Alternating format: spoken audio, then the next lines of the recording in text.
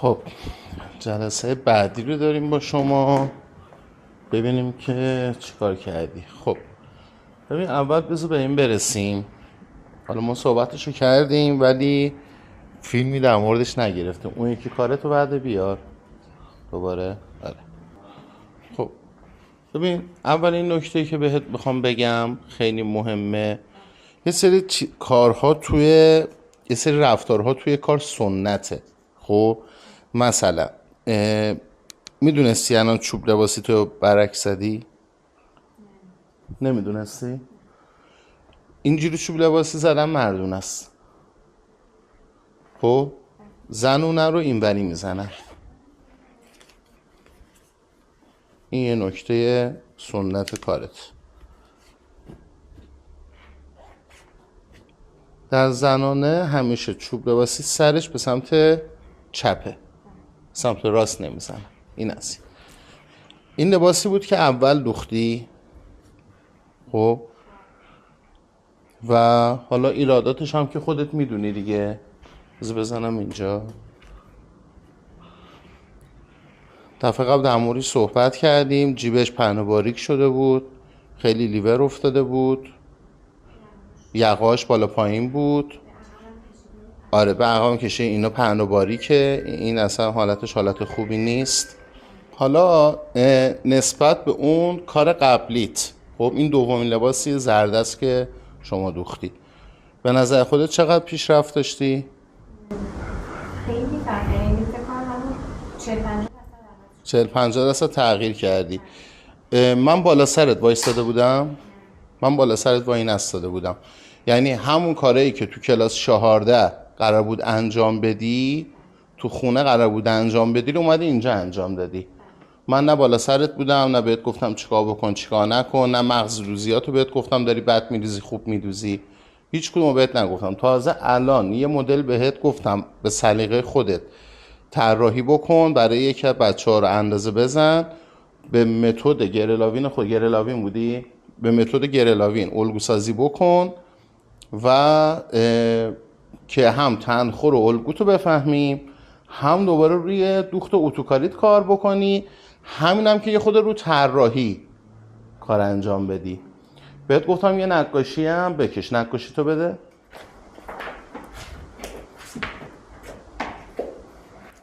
اینم نقاشی شما.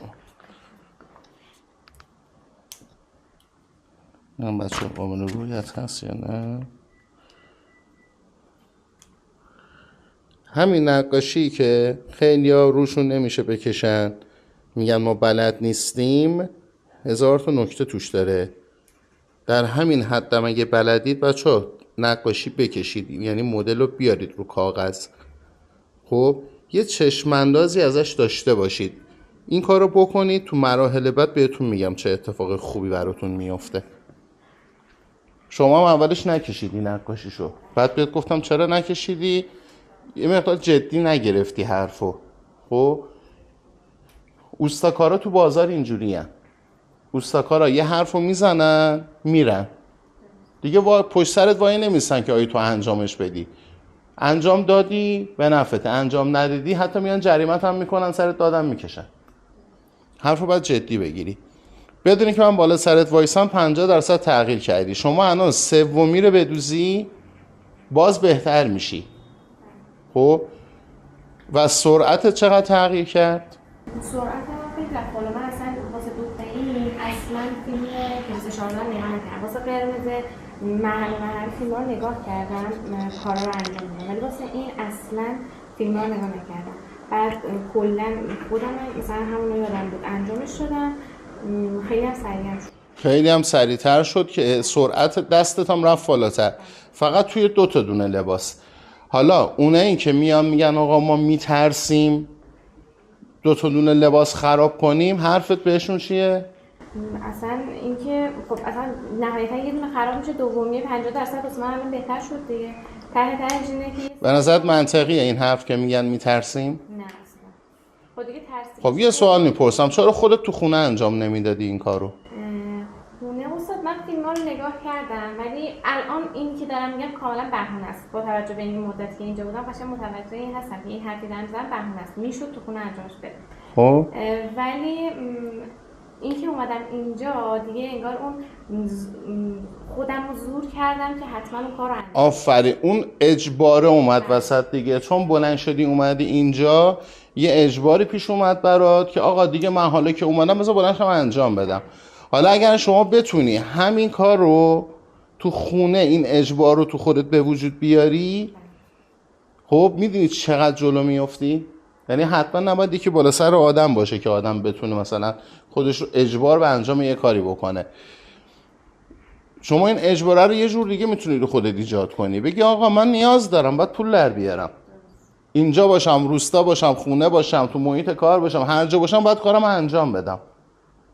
خب اون میشه احساس نیاز شما، اون میشه اجبار شما. نه اینکه حتما باید من تو محیط باشم، اینجا اینجوری باشه، استادم یا اوستاکارم کنارم باشه، 5 تا خیاط یکی کنارم باشن، آی تا من این کارو بکنم آقا نمیخواد، اصلا 100 سال سن نمیخواد انجام بدی، اینا هم نمیخوای انجام بدی، دنبال بهونه ای. ولی باز باریکلا به شما، بین این همه هنرجو شما بلند شدی اومدی اینجا و درخواست دادی، درخواستت هم قبول شد. بدونی که پولی ازت بگیریم داری اینجا از خدمات استفاده میکنی و خودت تو موقعیت قرار دادی. ولی خب این دوباره الان بهونه میشه واسه اونایی که دارن میشنون، ما که نمیتونیم بیایم چی، اصلا انگار نه انگار من 10 دقیقه دارم حرف میزنم که شما تو خونه هم میتونی این شرایط رو خودت ایجاد کنی. الواقع چیزی به غیر از بهانه نیست دیگه. حالا هر کی به اندازه‌ای که به آیندهش ارزش قائل میشه بلند میشه کار انجام میده، تلاش میکنه. خب یه مورد خیلی مهم میخواستم بگم در مورد این کارت. بیار اینجا، بقیه رو بعد بیار.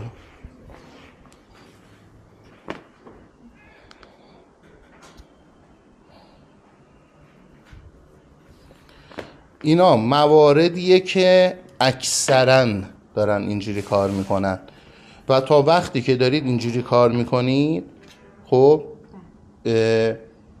مشکلاتتون حل نمیشود. چرا؟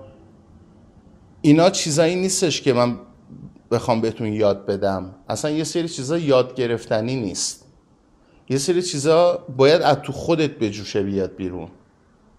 یعنی اون نظمه، اون حساسیت داشتنه، حساسیت هم تا یه حدی خوبه ها، بیشتر از اون تبدیل به وسواس بشه بدتر دوباره از اون مرقش میکنی میفتی، یعنی کار جلو نمیره. خب ولی یکم مهمترین نکات کلاس 14 چی بود؟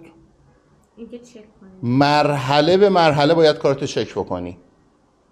مثلا این مرحله شما اینو دوختی، درسته؟ این وری بگیرم، اینو دوختی، نیش از زیرش نزدی، اتو زدی لای زیر برگشته رو، خب و اینو ندیدی یا اصلا بهش اهمیت ندادی. چرا؟ ولی آوردی اینجا دوختیش، نصبش کردی، نوک این سیاه شده، یه ذره کثیف شده. خب چی؟ دکمه میخواد بخوره، دکمه که رو این نمیخوره، دکمه این برتر میخوره. اصلا دکمه به نظر من اگه شما بخوای اینجا دکمه بزنی، دکمه رو باید جایی بزنی که این مثلثه بیرون بمونه، چون زیباییش این خیلی تاثیر داره توی زیباییش. متوجه شدی چی شد؟ حالا شما اینو دیدی که اینطوریه، دیدی یا ندیدی؟ این اول تعیین کنیم. این لایی خورده؟ لایی زیره، ولی لایی رفته زیر. اصلا به خاطر این شده، این من گفتم که لایی که میخواد بیاد رو، این اتوش که اینطوری شده، این سمت که اومد. ببین یه چیز ساده بذار بهت بگم، بذار راحتت کنم. خب همه اینایی که دارن اینو نگاه میکنن، من آب پاکی رو بریزم دستشون. خب حالا این شما بهانه این یا 99% اینجوری کار میکنن. خب پولم نمیتونن در بیارن، بعد میان نقم میزنن به مشتری، هم میگن خسیس. به خودشون نمیگن که من یه لحظه دارم جوش میارم و دقت کردی؟ ترمز بزنم خدا آرام، نفس عمیق، نفس عمیق. بعد میان آخه میگن مشتری آخه خسیسه. بابا آخه تو دست چپ و راستتو نمیشناسی، این پات به اون پات میگه مواظب باش. بعد میای به مشتری میگی خسیس. مشتری شعور داره، خب به این لباس خب دیوانه است مگه پول بده، تازه یه پولی هم ازت بگیره اینو بپوشه. به خدا من این لباس بخوام بپوشم با پول بدن بهم، حاضرشم نتونم کنم. بعد میگن آقا چرا مشتری مثلا پول نمیده؟ مشتری چه پولی به این بده؟ استوری بگیر دیگه. چیکار میکنی؟ بعد نشستی منو نگاه میکنی. تموم شد دیگه.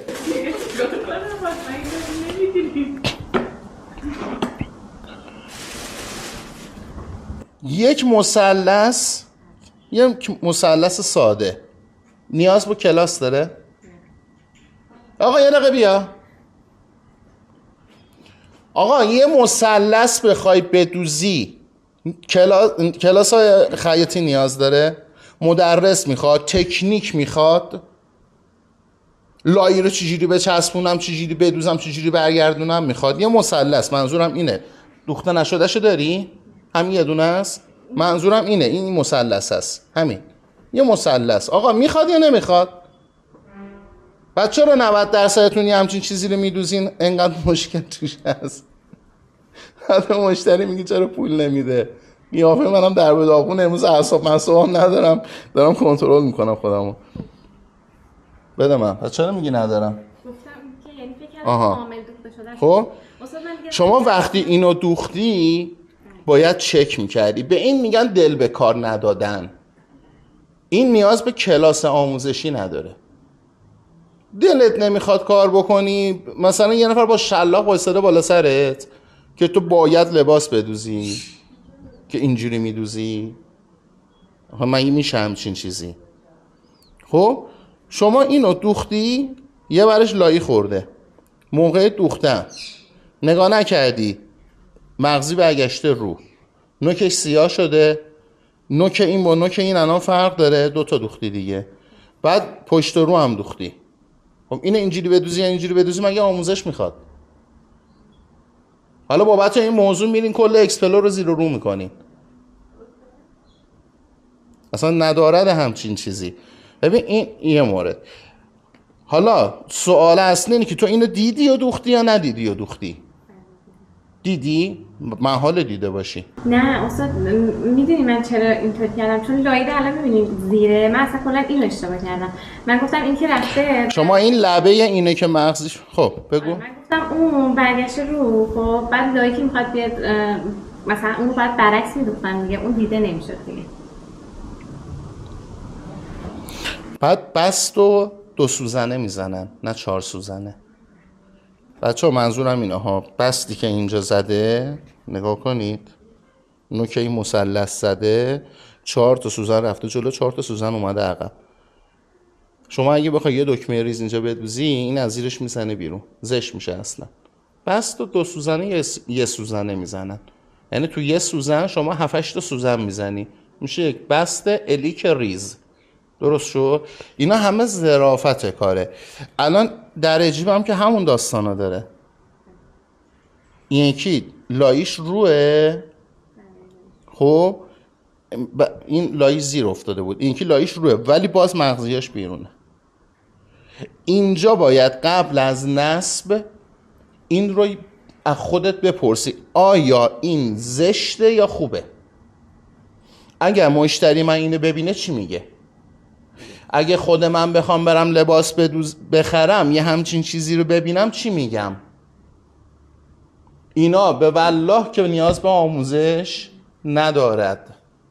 اینا کلاس نمیخواد، اینا شهریه دادن نمیخواد. کلکسیونی از این موارد تو کار هست، بعد انگوش میکنیم تو چشم مشتری که پول بده. مشتری رو یک آدم نادان فرض کردیم، بعدم میگه مردم شهر ما فقیرن، پول نمیدن. مردم شهر شما فقیر نیستن، فقط 2 تا چشم بینا دارن. شما اون قسمت چشم رو فراموش کردی. اگه اینجوری داری میدوزی، دارم میگم اگه داری خوب میدوزی و باز نمیتونی پول بگیری، اون قضیهش فرق میکنه، اونو باید یه کار دیگه بکنیم. خب شما حالا میگه آقا من اینو ببینم خودم چی میگم؟ خب بده، خب چیکار کنم؟ نمیدوزم، میرم دنبال راه حلش. من چجوری اینو برطرف کنم که بازم آموزش نمیخواد؟ شما خودت میدونی این مغزی رو باید برگردونی اون بر اتو کنی دیگه. نیش از زیرم که بلدی. یه نیش از زیر میزنی، یه اتو میزنی، یه دونه انعامم برات بدوزم، زمین تا آسمون فرقشو به این میبین. همه اینا رو میدوزی. اینجا رو نگاه کن. خب این یه دونه نیست فقط، این وریش هم همینه. این ورد گرده، این ورد یه جور دیگه است. بعد مدل جیبش این شکلیه. خب این یه ذره خیلی کج کجه، یعنی این رو من مدل نمیتونم حساب کنم، من این رو اشتباه حساب میکنم. اگر میخواست مدل باشه پایینش باریک تر از بالاش باشه، باید یه نظمی تو این اتفاق میافتاد، نه اینکه اینجاش نوکش بزنه بیرون و نوکش بزنه بیرون. اینجوری طرف میگه این خرابکاری کرده. بعد اگه این اینجوریه، این چرا اینجوری نیست؟ مگه یه دونه الگو در جیب در نیاوردی؟ کار دستی های 4م دبستان ماه نیاز به آموزش های پیشرفته و الگوی فلان خفنه صادراتی وارداتی نداره.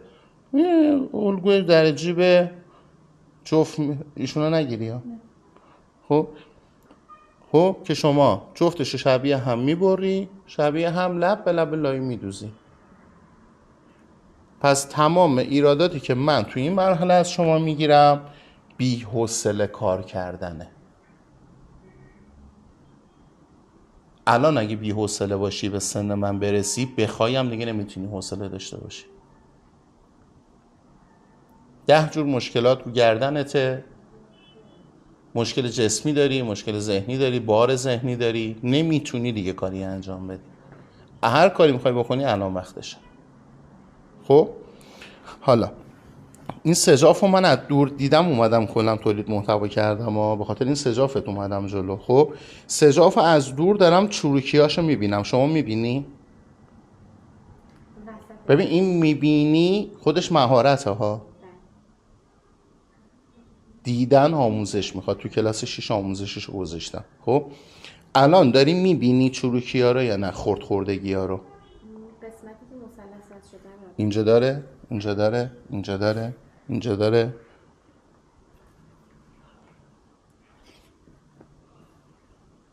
الباقی هم بیشتر داشته، با اتو رفعش کردی. خب این وقتی اینو داره میگه نباید ببری به کار وصل کنی. اینو همینجا باید بشکافی، درستش کنی، مطمئن شی درست شده، ببری بدوزی. خب بعد اینجا پهن و باریکیشو میبینی؟ تمرکز کن رو جملات و کلماتی که دارم میگم. به این مرحله به مرحله دارم بهت میگم ببین، نگاه کن، ببین، نگاه کن، ببین، نگاه کن. چشم بسته کار انجام نده. وقتی شما این موج رو توی مغزیت میبینی و این پهن باریکی رو میبینی، باید به خودت بگی که آقا این بره روی لباس رو خراب میکنه. واسه تای پاسکو نعمت‌آباد این تولیدیه عبدالآباد کار نمیکنم که ببره طرف استوک فروشن، حراجی فروش کنار مثلا خیابونن که مهم نیست، میخوان قیمت پایین در بیاد. میخوام یه لباسی بدوزم که ازش یه پول خوب در بیارم، مزونی باشه. متوجه شده چی شد؟ خب پس اینا رو باید بتونی ببینی، یا اگه میبینی ساده کنارش عبور نکنی، سرسره کنارش عبور نکن. کلافت میکنه، اب نداره، اینجا باید تحمل کنی. دقیقاً اینجایی که داری کلافه میشی نباید به کلافه شدن خودت اهمیت بدی. خب الان شما اول این کار رو انجام دادی، درسته؟ اول یه دونه مثل این دوختی، بعد آوردی اینجا نصب کردی. همینجا شما اینو پشت رو کن، پهنه باریکیشو ببین. میتونی ببینی؟ آره مثلا اینجا پهن‌تر شده، اینجا پهن‌تر شده، اونجا پهن‌تر شده، اونجا باریک‌تر شده، اینجا پهن شده، باریک شده، پهن شده، باریک شده، پهن شده، باریک شده. خب نهایتش اینه که یه خط میکشی با صابون. چند سانت میخوای این وسط باشه؟ 3 سانت. 3 سانت. 3 سانت این ورتر هم یه خط میکشی، روی صابونت میدوزی. که البته با اون روشی که تو کلاس 14 گفتم نیاز به این خط کشی ها نیست. شما 1 سانت حق درز میذاری، طبق 1 سانت بدوزی، همه چیز فیکس، نه 1 میل بیشتر نه 1 میل کمتر، همه چی درست در میاد. خب پس نکته جمع‌بندی بخوام بکنم، اصلی این قضیه کجاش بود؟ نگاه نمی کنی، اگرم میبینی ساده از کنارش عبور میکنی، میگی میدوزم میره، حالا یه چیزی میشه دیگه. نه همینجا کار خراب کردی. مثلا شما اینجا مغزی تا ته اومده، اینجا نیومده. این دوخت مغزی تا ته اومده، اینجا نیومده. چند تا ایراد در بیارم واسه اصلا با این کاری ندارم تو گردی رو بعد دوختی یا این گردیه الان فنیه، میگم آقا این قلقیه، اینو باید تکنیک داشته باشی، اینو باید انقدر تمرین کنی تا یاد بگیری. ولی این خدا خیرت بده این تمرین نمیخواد که. چرا 1 سانت قبل از درس بغل تمومش کردی؟ مغزی تموم شد. شما قرمه سبزی بخوای درست کنی، خونه سبزی نداشته باشی، میگی میپزم میره، ولی خب مهمون اومد که این چرا اینجوری، میگم سبزیم تموم شده بود دیگه. حالا شما فکر کنید قرمه سبزی بخورید بره، فقط لوبیا داره توش، رو گوش داره. آخه گفتم اونجا درز بغلم که میخوام بگیرم خیلی مشکل. این بیشتر از 1 سانته. آخه بیشتر از 1 سانت درز بغل گذاشته بودم جایی کرد. چقدر گذاشته بودی؟ 2 سانت. چرا 2 سانت گذاشتی؟ گفته بودی توی آموزشم توی درز بغل میتونیم تا 3 سانت هم. تا 3 سانت میذاریم برای زاپاس، برای اینکه اگر یه موقع تنگ شد بتونیم گشاد بکنیم. خب الان وقتی جا نداره و بخوای گشاد کنی میزنه بیرون، دیگه میتونی گشاد کنی؟ خب واسه چی 2 سانت گذاشتی؟ 2 سانتی گذاشتی که به دردت نمیخوره. دیدی الان به این میگم ماسمالی کردن. ماسمالی میکنی میدوزی میره. مغزیت اندازه میزنی، اگه کمه عوضش میکنی، یه مغزی دیگه آماده کن. چرا ماسمالی میکنی؟ چرا اونجوری میبری جلو؟ دلیل دوخت نسبت چیه هر دو طرف؟ به خاطر اینکه اون قسمت کوچیکه، بعد که بخوام یقه مثلا اون اگه میدوختمش بعد سجاد کشی و یقه اونو میخواستم بس کنم نمیشد دیگه. چیش نمیشد؟ بس نمیشد دیگه. چرا وصل نمیشد؟ به خاطر اینکه اون قسمت که الان انگشتش روشه کوچیکه. من الان اگه اونو می‌خواستم خب چه ربطی به دوختش داره؟ گفتم اگه اونو تا آخر بخوام بدوزم بعد که میاد سجاد رو با اون بس کنم نمیشه، نمیتونم. اصلا ربطی نداره، شما اول آخر اینجا رو داری دیگه. شما اگه دوخت پایتو تو بالا بیای یا نیای تأثیری تو این حق دوختت داره؟ اینو اینجا داری دیگه. من فکر کردم که اونو باید باز بدوزم بعد اونو برگردم. نه این اشتباه فکر کرد. پس چی شد؟ اونایی که فهمیدن چی شد تو کامنت ها بنویسن، حداقل 3 مورد رو بنویسن.